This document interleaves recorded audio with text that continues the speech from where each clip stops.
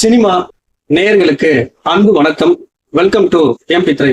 இந்த ஷோல படைத்தலைவன் அப்படிங்கிற தமிழ் திரைப்படத்தினுடைய ரிவ்யூ தான் நம்ம பார்க்க போறோம். இந்த படத்தை இயக்குனர் அன்பு இயக்கியிருக்காரு. இந்த படத்துல சண்முக பாண்டியன், ஏஐ விஜயகாந்த், கஸ்தூரி ராஜா மற்றும் பலர் நடிச்சிருக்காங்க. இந்த படம் எப்படி இருக்கு, இந்த படத்தினுடைய கதை என்ன அப்படின்னு சொல்லி பார்க்கலாம் வாங்க. இந்த படத்தினுடைய கதை அப்படின்னு நீங்க பாத்தீங்க அப்படின்னா, வனப்பகுதியிலிருந்து வழி தவறி ஒரு யானை வெளியே வந்துருது. சோ அப்போ நாயகனுடைய அம்மா என்ன பண்றாங்க அப்படின்னா, தன்னுடைய வயிற்றுல பிறக்காத குழந்தையா நினைச்சு அந்த யானையை வளர்க்க ஆரம்பிக்கிறாங்க. ஒரு கட்டத்துல அவங்களுடைய மறைவுக்கு பிறகு நாயகன் சண்முக பாண்டியன் பாத்தீங்கன்னா அந்த யானையை தான் கூட பிறந்த சகோதரன் நினைச்சு பத்திரமா பாத்துக்கிறாரு.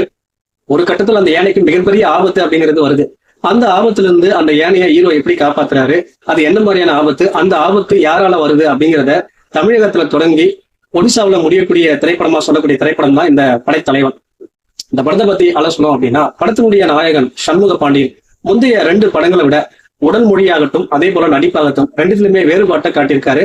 அவருடைய 6 அடி உயரம் ஆக்ஷன் ஹீரோவுக்கு கை கொடுத்திருந்தாலும் உணர்ச்சி பூர்வமான காட்சிகள்ல அவருடைய எக்ஸ்பிரஷன், உடல் மொழி பெரிய அளவுல ஒர்க் அவுட் ஆகல. உடல் எடையை குறைக்கிறதுக்காக ரொம்ப மெனக்கிட்டு இருக்காரு. சோ அந்த கவனத்தை நடிப்புலையும் செலுத்தியிருந்தார் அப்படின்னா இன்னும் கொஞ்சம் பெட்டரா அமைஞ்சிருக்கும். அதே போல நாயகனுடைய அப்பாவை நடிச்சிருக்கக்கூடிய கஸ்தூரி ராஜா, அதே போல அந்த வனப்பகுதியில் இருக்கக்கூடிய பெண்ணா நடிச்சிருக்கக்கூடிய யாமினி, படத்தினுடைய வில்லன், மற்ற நடிகைகள் எல்லாமே பாத்தீங்கன்னா அவங்களுடைய நடிப்பை முழுக்க முழுக்க கொடுத்திருக்காங்க. சிறப்பாகவே நடிச்சிருக்காங்க. இந்த படத்தினுடைய இசை பாத்தீங்கன்னா இளையராஜா தான். சோ இளையராஜாவுடைய இசையா அப்படிங்கிற மாதிரி ஒரு டவுட்டாவே இருக்கு. பாடல்கள் பின்னைய இசை பெரிய அளவுல தாக்கத்தை ஏற்படுத்தல அப்படின்னு தான் சொல்லணும். இந்த படத்தை எழுதி இயக்கக்கூடிய அன்பு, அதாவது வழக்கமான கதைக்களத்தை அவருடைய பாணியில கொடுத்திருக்காரு. தன்னுடைய யானையை காப்பாற்ற போராடுற நாயகனுடைய பயணத்தை ஒரு ஆக்ஷன் கதைக்களமாகவும் அதே போல ஒரு கமர்ஷியல் டிராமாவும் கொடுக்க முயற்சி பண்ணியிருக்காரு. அதை உணர்ச்சி பூர்வமா கொடுக்க முயற்சி பண்ணியிருக்காரு. அழுத்தம் இல்லாத திரைக்கதை, சுவாரஸ்யம் இல்லாத காட்சிகள் இந்த படத்தை பெரிய அளவுல தாக்கத்தை ஏற்படுத்தல அப்படின்னு தான் சொல்லணும்.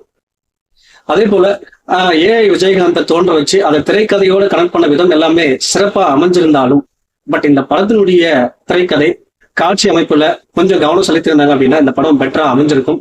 அதே போல பாத்தீங்கன்னா இந்த படத்தினுடைய யானை திடீர்னு காணாம போகுது, திடீர்னு ஒடிசாவில் இருக்கு, கதை வேறொரு தளத்துல பயணிக்குது.